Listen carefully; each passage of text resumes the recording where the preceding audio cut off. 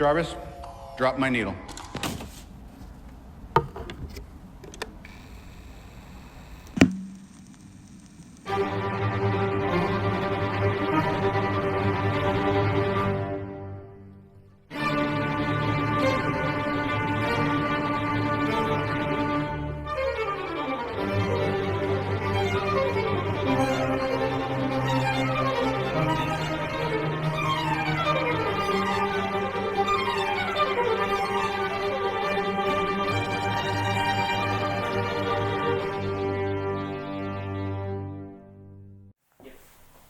Clap. Yep. And now I'm talking. My name is Nicholas, and as of this recording, I own 4,022 films. This ranges from VHS, DVDs, Blu-rays, Ultra 4K HD Blu-rays, and one Laserdisc. Movies are a cultural staple of the human experience. No matter where you are in the world, there is always going to be a movie to watch. In America, since the early 1900s, movies have been bringing people together in theaters nationwide. It wasn't until the early 1980s with the rise of VHS tapes and home video that you didn't have to go to a theater and pay per view of a film anymore. No, all of a sudden every household in America could bring home whatever movie struck their fancy on a newly minted VHS tape. I'll bet every kid in America would like to have one of these. Soon enough, the medium took off and VHS gave way to Laserdisc, which gave way to DVDs, then Blu-rays, then Ultra 4K HD Blu-rays, which is just a fancy way of saying Blu-rays on steroids. Now, even movies from the early 1920s are being remastered and upgraded and shipped to whoever has a fancy to watch Charlie Chaplin tramping around in The Kid, or perhaps the more cinematically controversial Birth of a Nation, or even the silent cinematic spectacle of The Passion of Joan of Arc. Everything from the birth of cinema itself all the way to the present day is available to consumers the world over to own. So I started collecting physical media when I was very young, when I was a teenager. I don't specifically have a memory of like, oh, this is what I want to do. I just remember like if I got like $20 when I was a kid, I would go and buy 5 movies from Walmart or 4 movies from Walmart until I had just amassed this weirdly big collection. And a lot of people in I noticed in their families, they would have like a communal, like everybody in the family, it was all their DVD collection. But my family, it was like my brother's movies, my mother's and my father's movies, right? Because we're all very like protective of our own stuff. I don't know what that says about our family dynamic at all, but that's just how we were. So I sort of started amassing my own DVD collection of things that I wanted to watch, which I wanted to watch everything. I was very, very interested in it. And then when I was 20, I worked at the local movie theater, and one of my coworkers, I was bragging to him one day. I was like, oh, I've got over 300 movies. And he's like, I've got like 1,500. So when I was 20, my goal then became, I want to get 1,500 movies for no other reason than just to say I had 1,500 movies, which I accomplished that goal in June of 2018 with the DVD of Arsenic and Old Lace. Like specifically, it was my 1,500th movie. I was very, very proud of that. I watched that movie once, put it on the shelf, and haven't touched it again. But it's a fantastic film. So all that to say, my specific origin point is about 1/5 of the way through where I was going in my head, but I just remember always wanting to buy DVDs. Since I was about 13, I think, I remember kind of moving from being interested in playing with action figures and to interested in playing with DVDs. So 13 and 20, give or take, is about those 2 origin points. So Watchmen is, to date, is the only movie I've ever snuck into in theaters. When I was 16, my friend and I, we weren't old enough. My friend was old enough to get in. He was 17, but he wasn't old enough to get 2 tickets for us. So he bought a ticket to Watchmen, handed it off to me, and I snuck in, and it emotionally and mentally scarred me, and I hated it. But then when just before my 18th birthday, Christmas of 2010, for some reason I felt the urge to do a rewatch, to go back and revisit it, and it's now in my top 10 movies of all time. I love Watchmen. I think it's fantastic, and if you ever get a chance, the director's cut, which again, I hated the director's cut when I first watched it in 2014, but now I love it, and it's the only one I'll watch. This was also one of my very first steelbooks I got after we got a Blu-ray player in Christmas of 2013. So I used to just be like scattershot, just buy everything I could see, but now I'm a little more discerning and going like, I probably won't like this movie, so I'm just gonna set it down. But there's some things that I'm like, this looks interesting enough and I know I'm never gonna see it again, that I just have to pick it up and buy it when I see it, because I'm worried it's gonna get lost and no one's ever gonna see it. This movie is called Forest Warrior, and it stars Chuck Norris as a mountain man who can turn into a bear, a wolf, and an eagle. It's not problematic at all. It's a great film. I grew up watching it, and I think everybody needs to buy it, right? I found this at a 7-Eleven. Well, I grew up watching it, first of all, with my grandfather, but I found the Blu-ray at a 7-Eleven. And ironically enough, the company who puts out this Blu-ray only makes weird exercise equipment, like yoga mats and medicine balls. So I thought that was hilarious. But I show everybody this movie at every conceivable opportunity. Like, I just get my friends together and be like, it's not a great movie, but it's a great movie. And everybody loves Forest Warrior. So this is definitely a highlight of my collection.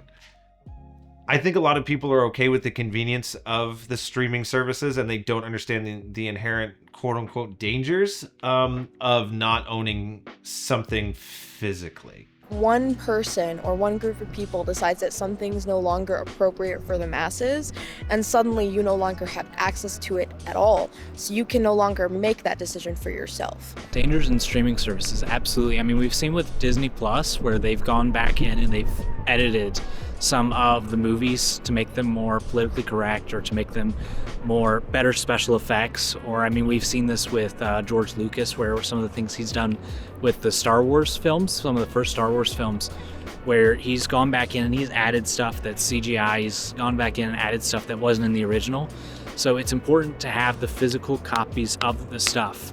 So that way we know what the originals are like, or as close as we can get to the originals is extremely important to have that for the history of film, and also for having that just as a way of preserving the original truth of what it was.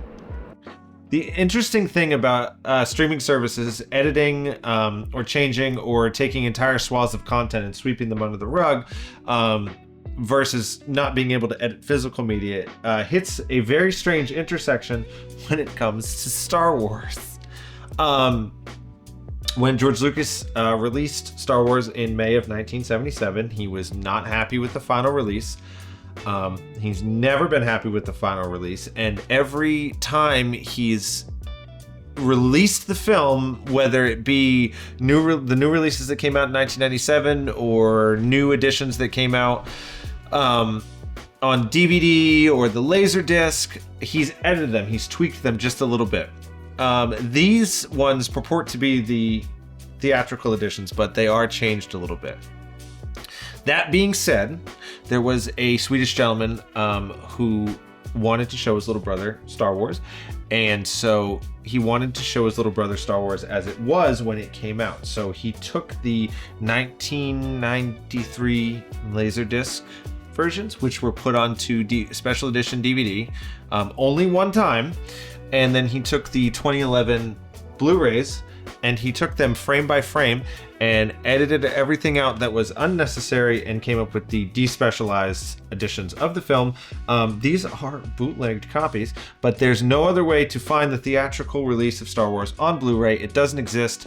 And ironically enough, even though George Lucas doesn't own the rights to the film anymore, Disney does. When they finally put it out on Disney Plus in 4K, I think in 2019, they made more changes to it. So if you want to get Star Wars on physical media untouched, you have to go to sort of the collector's corners of the internet, the in crowd who knows where to find these things, because it's this strange intersection between can't change physical media once you buy it, sure, but you can change it before it goes out, or once you put it on streaming, you can change it some more.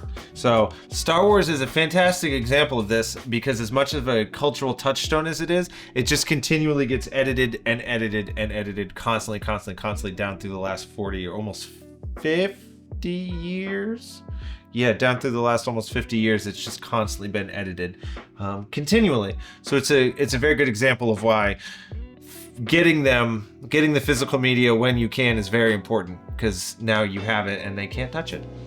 I think a lot of this can be considered art in some form, there's a lot of work that goes into the cover designs, a lot of, especially with the specialty DVDs like the Criterion Collection, Arrow Videos, things like that put out specific films for preservation purposes. There's a lot of great artwork that goes into that. So convenience, instant gratification, and underappreciation of the art form, I think, are all three good reasons. So we've talked a lot about the Criterion Collection and what it is, and to explain it more succinctly, I thought I'd show you my personal Criterion Collection, pull out some examples to show you. One of them that I really like is the 1946 French version of Beauty and the Beast, which is actually the first Criterion that I owned, and for some reason I spent $40 on this one single Blu-ray. On a bigger note, each Criterion unit, Blu-ray, DVD, each Criterion film has a spine number on it, and there was much speculation as to what spine number 1000 was going to be.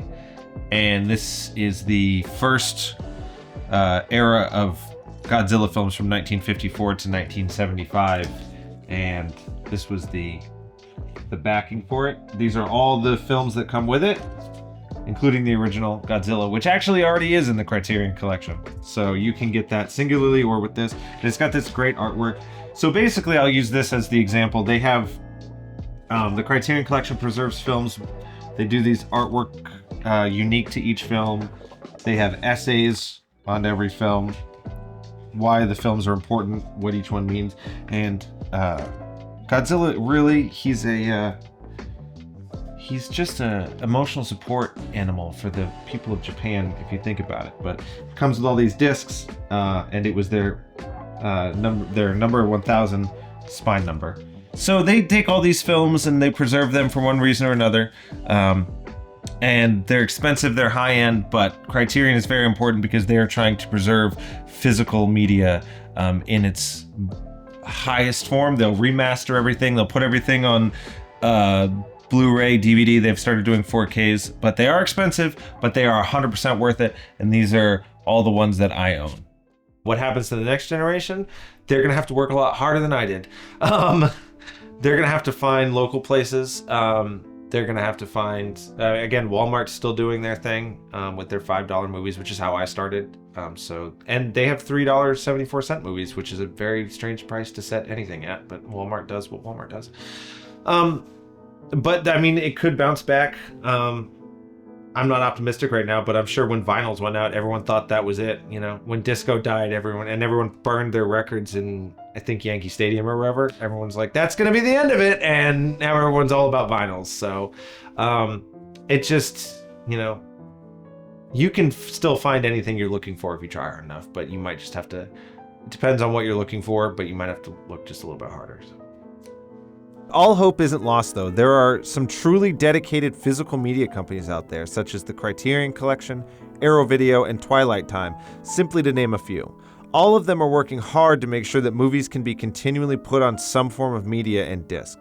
Companies are welcome to continue streaming films, and I'm open to it. Sometimes it's easier to pull things up on Hulu rather than pull down a DVD and put it into the player. But at the end of the day, holding something in your hand is a lot more satisfying and safe than giving all control over to major companies, which hold on to your entertainment. After all, if they come for your movies today, just think of what they will come for tomorrow, which is why it's important to continue to buy DVDs, even if it's from secondhand stores. Money talks, and companies listen. After all, if vinyls can make a comeback, then surely other forms of media can as well.